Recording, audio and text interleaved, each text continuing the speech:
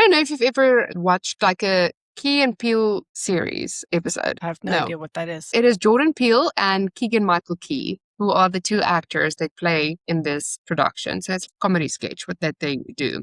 And one of the comedy sketches that they have is one person is like in the kitchen sending a text and he's like, "Are you coming over?" And then the other guy is looking at him like, "Yeah, sure." And then the guy's like, "Yeah, sure." And then he's like, "Well, do you want to come or do you not want to come?" And then the guy's like looking at the text and looks like, "Oh, do you want to come or not want to come?" "I don't mind." And then the guy's like, "I don't mind." So it's very fun how people misinterpret text, which is a lovely little segue into today's episode. It really is, because we today have a voice actor audiobook narrator on, and I am so excited to talk to her about how she does all of that and makes it interesting for people like Model and I. So I got busy this morning and ended up with just watermelon juice because I did not have time to make the actual tea that I wanted. And then my lovely daughter decided that wasn't good enough and made me some hot chocolate. She boiled the water. So what are you drinking today? I actually did boil my water. So I have a apple, cinnamon, and cranberry tea. So usually I kind of drink my tea with milk, but I was like, I feel we should not be doing that with this one. It's like a maroon color. It's very interesting. What flavor is maroon? I guess it's the apple cinnamon. I think maybe the cranberry. I don't know. That would make sense. I mean, cranberries are that color, so. Yeah. How's it taste, though? It has that sourness of the cranberry. Are you ready for this episode? I'm ready. Let's do this. Hey ho, let's go.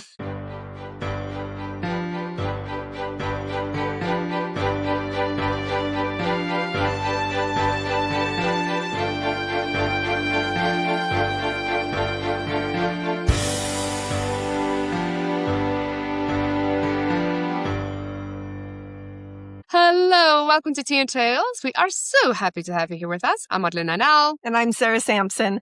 We would especially like to thank Rose's Little Writing Club and Jane Hadley for joining us each week and listening to our podcast. This week, like I said, is audiobook creation with voice actor Tricia Day. Which, side note, in the introduction that I just made, I used so many vocal tones in my voice. I think I'd be a good voice actor. You might be. Let's go talk to Tricia about it. Welcome, Tricia. Thank you so much for being on Tea and Tales. We are very excited to have you on for this episode because, listen, to be truthful, I am not an audio listener at all. It is just not for me. But, Sarah loves it and millions of other people love it. And I think you will agree that audiobooks are reading as well. So we are very excited to learn about the industry and being a narrator for audiobooks. Tell us a little bit more about yourself and how you stumbled upon this lovely industry. I wanted to do art, but I wasn't really good at art. And somebody was like, "Oh, but you can be on this Discord for baby artists and we'll all learn together."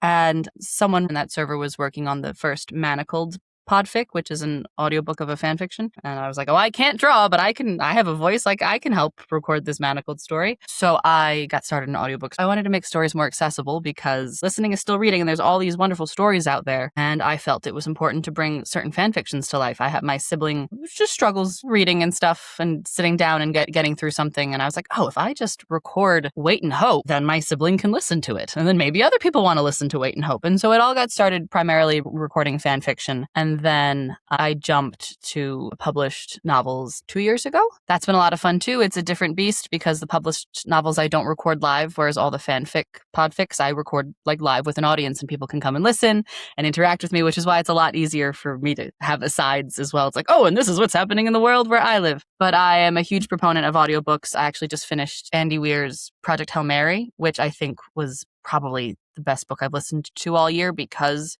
if you're familiar with the story, no spoilers, but there is an alien language and it's depicted as musical notes in the book, but in the audiobook, it is the actual musical notes and tones and stuff. And the book is done beautifully. So even if you're not a fan of audiobooks and you want something to listen to while you're driving, the Project Hail Mary audiobook is spectacular. That's a huge book right now, too. Everybody is talking about it, about the movie and everything. And that is something that I feel like you get with an audiobook is these additions of like the musical notes like you're talking about or tonalities that you may not have picked up on when you were reading. And I feel like people hear these voices and they hear like they're hearing your voice right now, but they don't really see them as real people. And audiobook narrators have full lives and they have a lot of things they've got to do in their life. So for the listeners to understand kind of what's behind the scenes of the audiobook, can you run us through a typical day in the life of an audiobook narrator? In the typical day of Tricia Day, I will probably wake up, work out, eat something, feed the cats, check on whoever's home, and make sure whatever I'm recording that day I've pre-read a portion of it. I don't want to go into something live because I feel like I won't do it justice. I've recorded things live before for people's reactions. I just finished Dracula on my Patreon, and so I hadn't read any of Dracula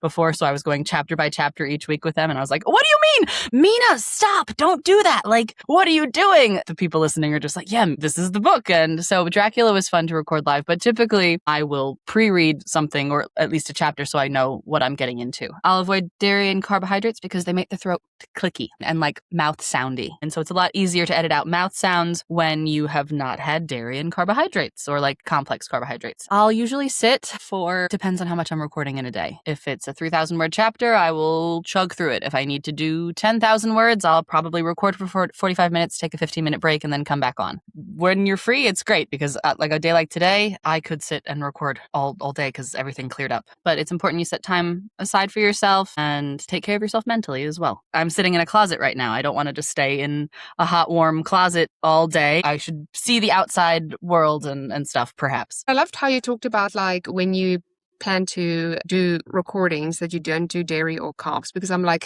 100% with you there, because when I'm singing I also don't do dairy or things like that because I'm like, it needs to be soothing, so I'm drinking my rooibos tea to be like I have a honey propolis. Yes, the honey. Yeah. And don't drink cold beverages. You do warm-ups before you do readings, right? Yes. Yeah. Nice. Is there a favorite one you have? I sing the 5th grade chorus, my grade 5 chorus warm-ups that we did as a class. And I'm always like, Mama made me mash my M&Ms. We always break out into Hamilton or Phantom of the Opera.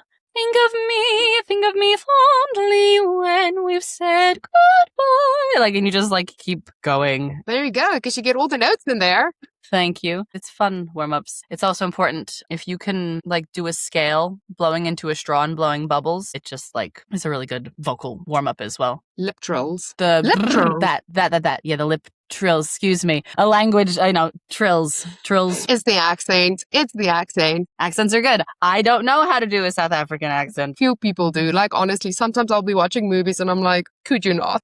In The Abandoned Realm, the author was like, I was thinking this character could sound like they're South African. And I was like, actually, I was thinking that they would sound like almost that, but a little more like a different character because I don't know how to do a South African accent. I mean, certain accents come really easy to me. I'm a French teacher. I lived in France for 3 years. I can talk in a French accent without it being too horrendous to understand, and hopefully no French people are angry or offended by the French accent. And I learned the British accent from Mary Poppins. I watched Mary Poppins constantly as a child. And then the Harry Potter films came out. Before Sorcerer's Stone or Philosopher's Stone, it was Parent Trap with both Lindsay Lohan's I know how to fence and you don't, or I have class and you don't. Take your pick. And I would do that everywhere. And I was like, listen to this. And I thought I was the coolest person ever. And then I started doing, I'm Hermione Granger and you are.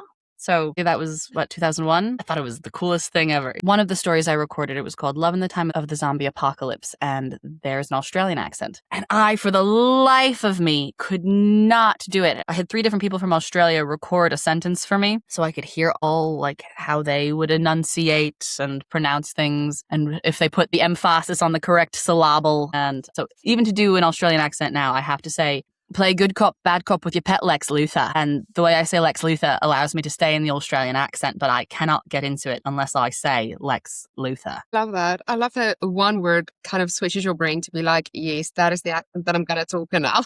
You talked about in your day-to-day life, like before you start recording, you generally read like a chapter before you kind of get into it, just to prepare yourself for what you're going to be reading. If people approach you to ask you to read their book, is there times where you're like, I read it, but thanks, but no thanks? Like, do you read the entire novel before you agree to do a project or not? I am a poor American with college debt. And so if someone wants me to record their story, I will record their story if the price is right. And so I usually explain like, this is my per finished hour. So for each hour of the book, it's this X amount of money. So if you're like, oh, okay, this is an 80,000 word book, the project will probably cost this much. Is this acceptable? And if they say yes, great. And if they say no, that's fine too, because I have to know my worth and they have to know their worth. No one's said no yet, but if it happens, it will be okay. I think it's a job, and I am very passionate about it, and I definitely record more fantasy or romantasy than other things, and those are the people who approach me. If somebody approached me with a horror story, I don't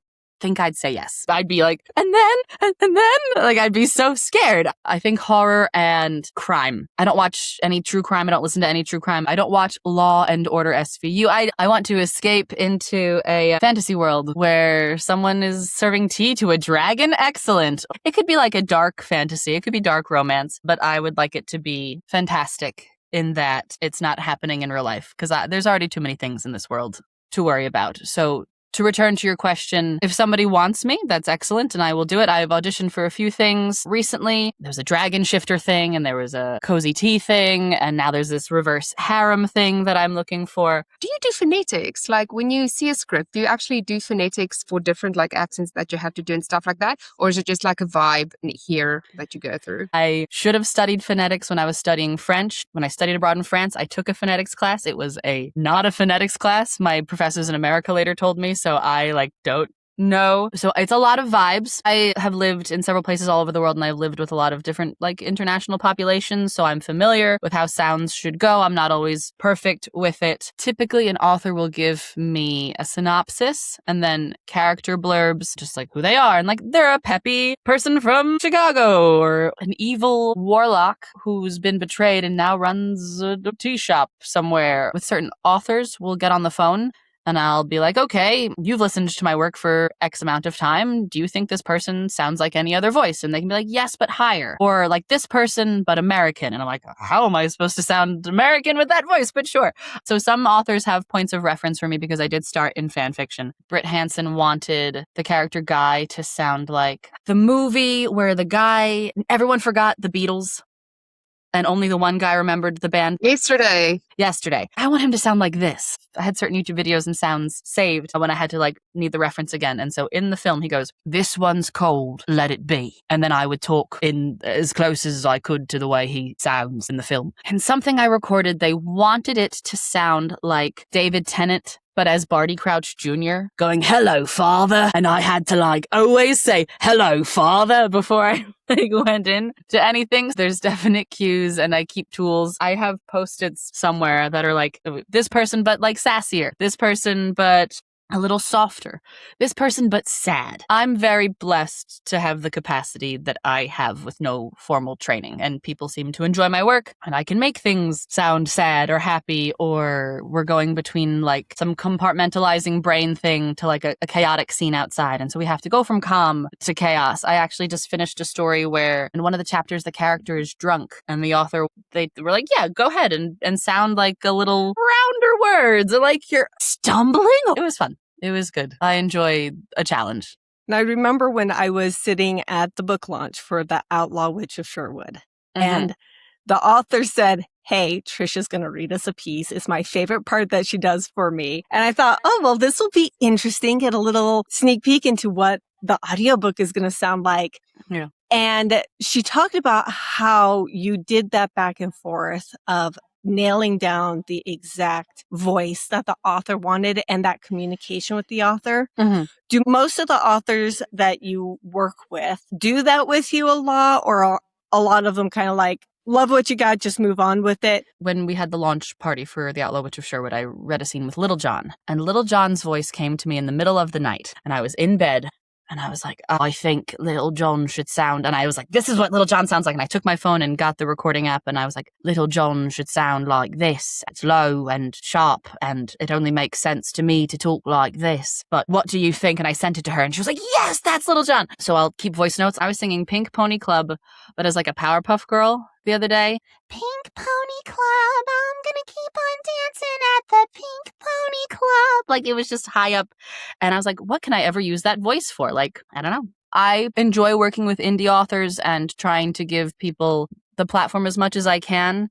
And so when I have more ease of communication with authors, I can be like, hey, let's sit down and have a phone call. And this is this character. And what do you want them to sound like? And let's go through these things. I feel like in the traditional publishing sector, I feel like they're also like not, unless they're a big, big name, beggars can't be choosers. And so authors can give explicit notes. But then I feel like also if you are a larger named author, you can have many people audition and pick your favorites.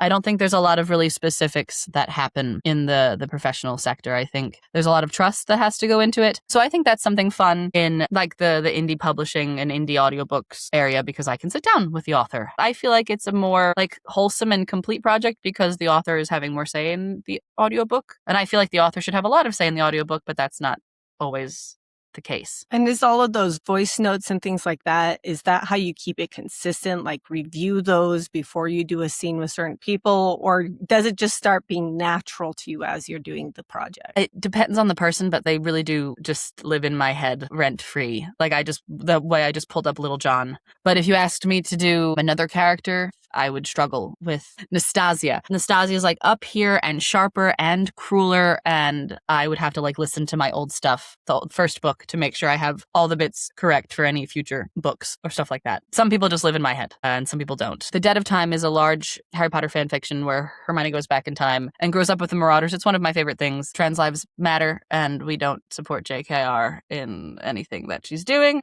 But I had to do a serious black voice for ages. It like hurt my throat. Like if you're a singer or you're familiar with any like vocal warm up, like if you're not using like an upper register or anything, or you're not like using your whole vocal range and you're really trying to be like low and down here and what are you doing? For a while it was like, oh, I have to make sure I get back up here and do different things away from that. And there were other characters that were up here and I just had to make sure that I could talk really, really high sometimes. And they do. They live in your head. So has there been a moment or a time where you would record a book for someone and you would send it to them and then they're like, no, I don't like it, like do it again? Or how does the editing process work for you? Like, do you send pieces out to them and then they say, yes, that's fine, and then you continue with the rest of it? Or do you do it the entire novel and then they go through it and they're like, okay, these parts are the ones that I want you to redo? Or how does it work? The stuff that I've auditioned for just in the last 2 weeks has been excerpts and like of the text of the book itself that I pre-read and try to catch all the details. I'm also given like the character list and who should sound this way and what. It's usually only 5 or 6 pages of a scene in a chapter of a book where the most people are, let's see how this narrator can do all of these voices so we have a better idea of what they're bringing to the table. And that's what the more professional stuff will look like. You're kind of putting blind faith. There was a book that came out in the fall, not mine, but someone that I'm close to was the author, and the audiobook narrator did the name of like the capital city incorrectly, but they did it phonetically, and the author had never even thought that it would be said that way. And you're just putting, again, I said it before, a different emphasis on the wrong emphasis on the wrong syllable. And the author, they just had to live with that. Like that's how it was said in the story that was purchased by, it was wildly popular, wildly successful. It's in the book like that. And so there's a lot less connect because there's a production team for an audiobook. It's not like you and the author are hanging out on a phone call. I do really enjoy the indie projects that I do because Britt can be like, hey, I actually didn't like that voice. Like, let's tweak that. But she doesn't have me change scenes or anything. I haven't had to change scenes for indie authors before because we usually bang out all the voices ahead of time. And I feel like it would be a little bold of an author to like, oh, I've recorded this whole thing and it's like, I didn't like that whole chapter. Go do it again. No, I feel like that's very bold. And if someone has the cojones, if someone has the guts to do that, then all the power to them. But it's not someone I would probably elect to work with again. The indie audiobook and indie publishing allows for like a closer relationship between the narrator and the author. And the professional route, you're like, okay, here are these characters' descriptions. Here are some words and how they're supposed to be pronounced, and please read 3 minutes of this script, and then we'll see if we're picking you up or not. And that went to like the production manager, not to the author. The production manager then collects however many people they had audition, and then if any are good, then they could like send them to the author. But it's not ultimately the author's pick for the voice for the audiobook. Sometimes it is, but sometimes the production manager is the one who's like, okay, and this is the voice we're going with because they sound the best. There's a lot that goes on behind the scenes. I've had authors want me to record their traditionally published work before and not be chosen because I wasn't chosen or I wasn't the in-house talent and they wanted to hire someone in-house. And that's okay. It would be cool. Like, yeah, sure. You want me to record your book? Let's figure it out. Like, we have to talk to whomever. But I'm still very green as well, which I think is something to like recall. I've only done 4 traditionally published books. I've got 15 million streams on my Podfix. And so I could do what I wanted there. The traditional side of things, I think, is a lot. I don't want to say cold. It's not cold. People aren't unfeeling, but there's just less intimacy. Like, Britt could be like, this scene needs to sound really close and intimate. Like, and she can point out things that need to happen. It should read in the text as intimate, but like if she wants it to sound more like that, excellent. Or if Brooklyn wants something or another author wants something like the indie way, you can ask for that and I will make it happen. But otherwise, it's just notes that are like figured out with the author and the production manager, and the authors are kind of just like, okay, this is what my book sounds like. The professionals picked this narrator for a reason, so I'm gonna trust them to do so. It's different. I feel like your style of narration with all those voices and stuff is something that Model and I might actually want to listen to,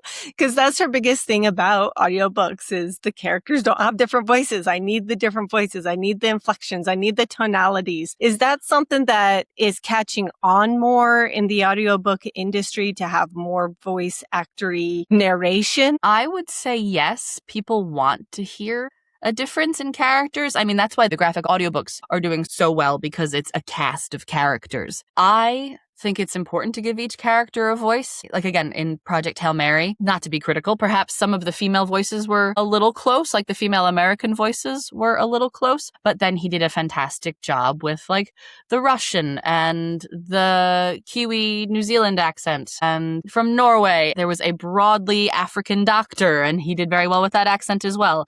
And it didn't sound like him. Having the capacity and the talent to sound like a cast of people is fantastic. It's not everyone's cup of tea, sadly, because that's how I operate. But some people are like, that was only one part, like that was only you. And I'm like, yeah, because I like accents, and perhaps it's like my special favorite like hobby to always listen to accents my whole life. There's a lot of good in what I've done with fan fiction. Not only has it been made accessible, but there's really, really, really talented writers and authors who now can also be like, oh, they recorded my fan fiction and it got this many listens. Like, and that can be something that tips the scale for some people. Of the fan fictions that I've recorded, 6 have been picked up to be traditionally published, which I think is really cool. It's not all me, obviously. I've been able to bring these beautiful stories into a medium where they are more accessible. And again, I would never be so bold to say is that these stories were picked up simply because I recorded them and they've been popular that way. But 6 of the fan fictions I've recorded have been pulled to publish across Raylo and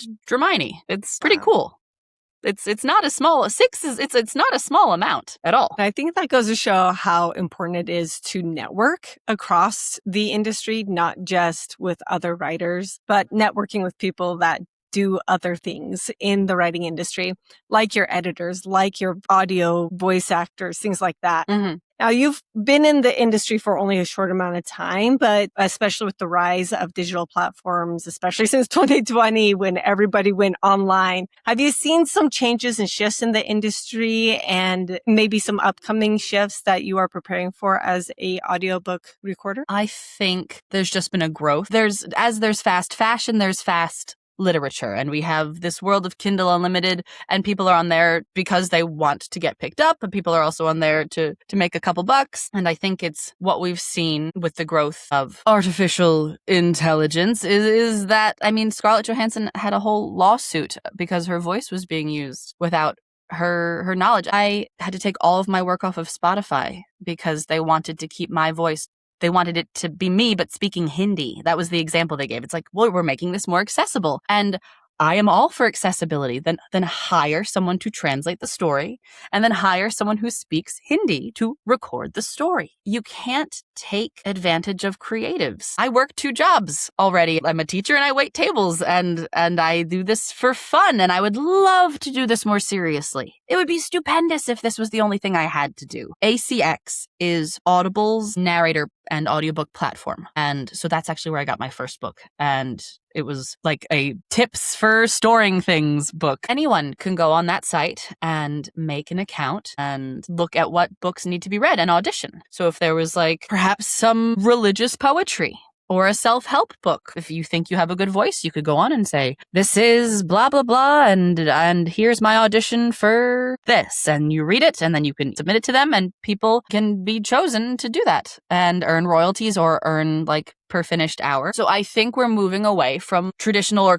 professionally trained narrators, audiobook narrators, because anyone can come in here and do it now. I can't speak on traditionally published audiobooks very much because I've only done 4 of them, but I started in fan fiction. And so I went to a convention last summer. I had been recording for 5 years at that point. This year is my 6th year recording. And they had only been recording for 6 months before they got like a big thing. And they were like a featured panelist at this convention. And I was like, oh no, am I doing it wrong? I have had so much fun in fan fiction, but should I have tried to jump professional ages ago? Like, have I done something where I've shot myself in the foot and I've pigeonholed myself into this certain, like, she narrates in an American accent, but then her characters are British, and who's looking for that? And I never really looked for more because I was having so much fun with fan fiction. I think I started the Patreon after Brittany Hansen contacted me for their first book. And I was like, oh, people are going to want to hear me record other things besides fan fiction, I guess. Okay, that's cool. And I recorded The Legend of Sleepy Hollow first, which was a lot of fun, like public domain stuff, because we do not monetize fan fiction. I've done Alice in Wonderland. I've done Peter Pan. I just finished Dracula. Dracula has to be edited and released still. And so like these things I've recorded and can be purchased from me if you want to listen to like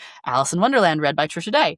I've kind of like weaseled my way in a non-traditional way, and I don't want to speak for the larger professional community. People have agents and people are members of the SAG-AFTRA union, and I'm not there yet. And I would love to be there. But again, it's also like a monetary thing, which is the world and America right now. It's tough. And so I should do what brings me joy. I just finished my last multi-chapter fanfiction project, and I like markedly noted that it's the end because I want to focus on professional books. And I was crying. It was a group on Discord and we were all listening, and I was like, and that's the end. Like, that's it. And then I went, and my boyfriend who was holding me, I'm like, I can't record fan fiction anymore. I don't have the time or the wherewithal to do so. If I want to commit like hours a week to recording something, it should be something that I can get paid for. I'm teaching and waiting tables and still need money. We need to figure out what's happening. I need to find these away from fan fiction and unique intellectual property, new people's work, and help bring those to a larger platform if they'll have me.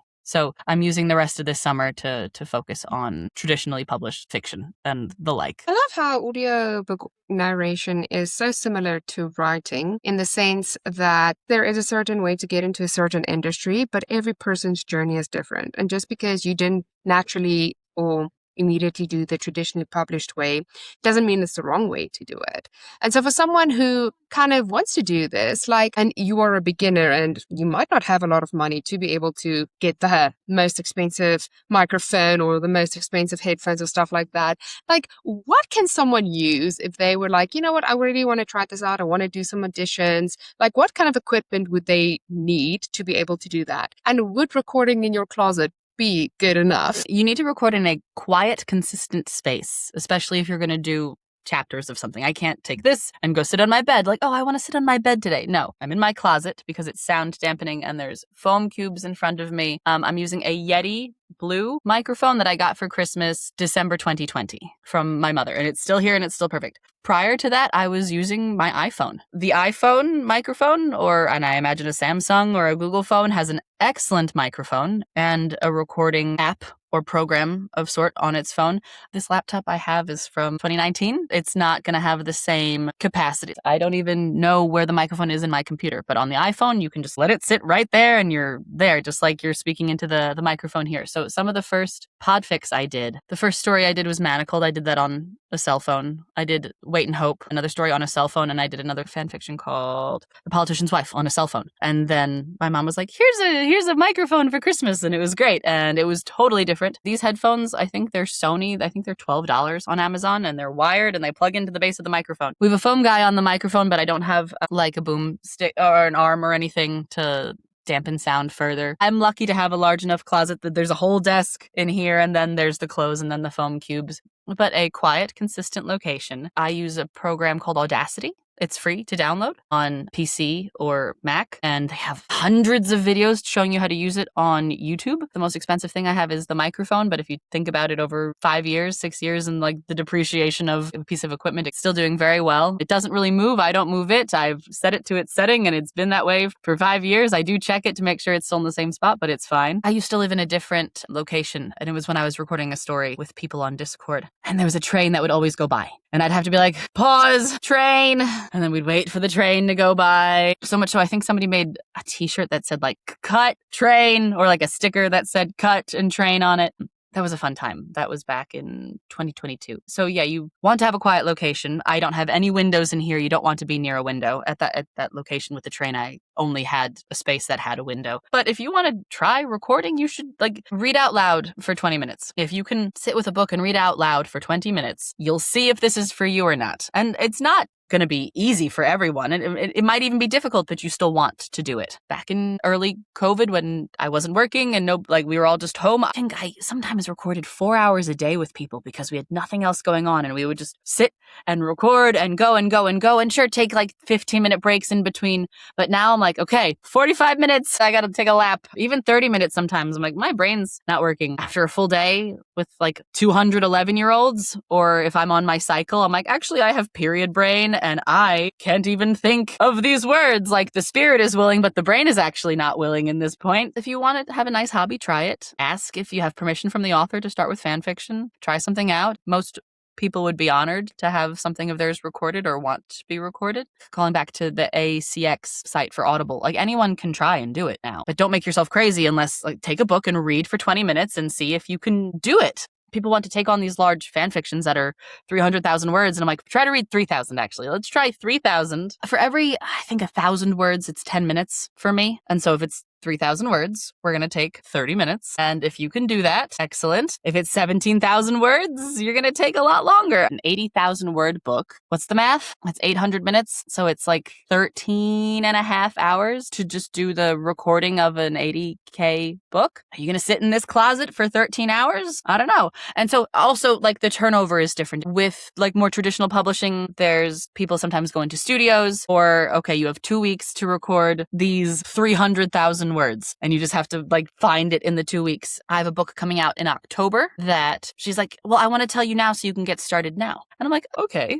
thank you. That's very kind. I can do a chapter or 2 a week. It's important to try and accommodate an author's timeline or a production team's timeline for sure. I think that's a lot of things that people don't think about going into the industry because you think just record it and put it up. But I have had a lot of authors recently on all the author sites that I scan through who are asking, how do I even figure out how to record it? Do I record it myself? Is it better to hire somebody? Is it better for me to go to Amazon and ask Amazon for somebody? So what, in your opinion, is best? Should an author find someone who is a voice actor to do their audiobook? Mm-hmm. And how do they find that talent? Are there websites they can go to find that kind of talent? Right now, you can go to any social media platform and type in audiobook narrator, and there's going to be people like, and then this is how I became an audiobook narrator, and like, or this is the book I'm currently narrating.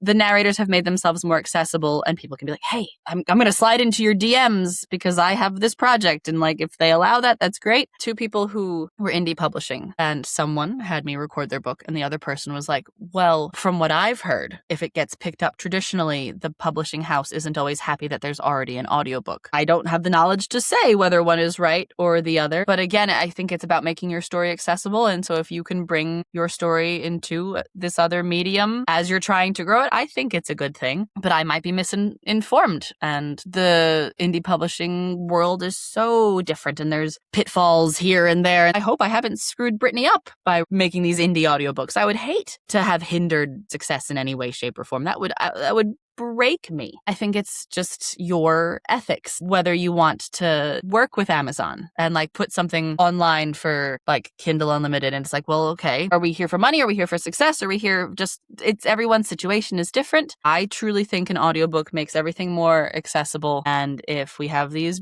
new writers and these indie writers and authors trying to grow and get their work out there. I mean, Brit found me, and the work is across several platforms. It is available on Audible, but it's also available on Libro FM and other audiobook sites. We're going to have to link all of Brittany Hansen's contacts in here because she's going to do this for a third time now. She spoke on panels about it at conventions before, just how to be an indie author and find success there. I'd record anyone's story if I had the time because I want everyone to have that chance. I have someone from Discord from 6 years ago who's like working on a rock opera, and they're like, okay, but it's going to be this, and can you do this voice? And I was like, hell yeah, you just have to finish it and then let me know. Get your projects done and then worry about who's recording something. Get your project totally fleshed out, all the punctuation, the margins of the book, make it beautiful. There's sites like Fiverr where people have a skill and it's like, oh, I can record 10 minutes of this for $5, or I can draw this cover for an agreed upon price. I think we all need to try and be as creative as we can be. It's an outlet. I'm around kids who are on screens all the time, and I'm like, no, let's like read a book. Let's paint something. Let's play Name That Tune. I'm going to hum a song and you're going to tell me what it is. And it's always K-pop Demon Hunters when it's their turn right now. Creatives need to keep creating and not feel discouraged. I know it can be discouraging. It shouldn't be about numbers for people unless they need it to be about numbers, like a monetary thing, but then you hustle and then you make sure that your book is being promoted in XYZ ways so you can try to make the money. It's a double-edged sword, creativity, and I think we need more patrons. I need rich people being like, here, paint me a mural again, like we had hundreds of years ago. That's not really the case right now. Bring back patrons of the arts, please. Thank you so much. If I ever had money, I'd be like, here you go. Please go be a little gremlin and make me this gorgeous thing. I think we need to support creatives. The other thing is everyone is innately creative. When we start critiquing and hyper-critiquing, as babies, we are naturally making sounds and enjoying highs and lows, and we're naturally drawing. And then it comes like, oh, you have to take art in high school or middle school. And I thought what I did was really good. And it's like, you gotta be. It's like, well, why is my art a B? Who are you to judge my art? And everyone wants to be famous right now as well. It's inherent to the human existence to create. And I think we're losing that. And we're trying to, again, monetize it too much, or people want to be famous. And if I had one thing to tell everyone, it would just be go out and create, not for anyone but yourself. It is good for the soul. Wherever you think your soul is, it's good for the soul. I want to jump off of that and go back to the idea that some people think if I make my own audiobook, then get picked up by a traditional publisher, they'll be upset that the audiobook is out there. I'm not a rights specialist. I've been to the rights fair and I've talked to some people, and we should get a rights specialist on. But what I do know from what a lot of agents have said to us is that even if you have a book out there or you have your audiobook out there, what they're usually looking for is if you have wild success and they think they can make it even bigger. Or what's next. And the biggest thing to focus on is your next project. Yes, this one's audiobook, but you have another book out there, or if you're preparing another book, the rights to that audiobook hasn't been pinned down anywhere yet. And that's what the industry wants in the traditional area is your what's next, you're going forward, your full career. And so I wouldn't be so scared if I was an indie publisher who had an audiobook done for me that is going to stem me my career in the traditional arena at all. I need to be looking for what I'm doing to get into that market with more books, more writing, more material. Thank you. No, that makes a lot of sense. We could just have an agreement and sell the rights to the first audiobook anyway. Like if they wanted to use it, right? I feel like that makes sense as well. So neither here nor there. I just only hope to support the creatives and the authors and stuff. So looking back on your journey, what advice would you give your younger self when you just started out? I would have tried to jump to the professional sector a lot sooner. But again, there was so much joy where I started. So why would I want to leave? If we're going all the way back, I have 3 degrees. I use one. I have a degree in French. I do have a degree in journalism, and I have a master's degree in marketing, and I have a teaching certificate.